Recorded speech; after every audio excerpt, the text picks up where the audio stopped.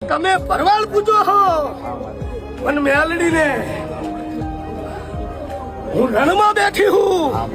અને પાઘરિયા વંશની મેલડી જેહો જેહો જેહો માં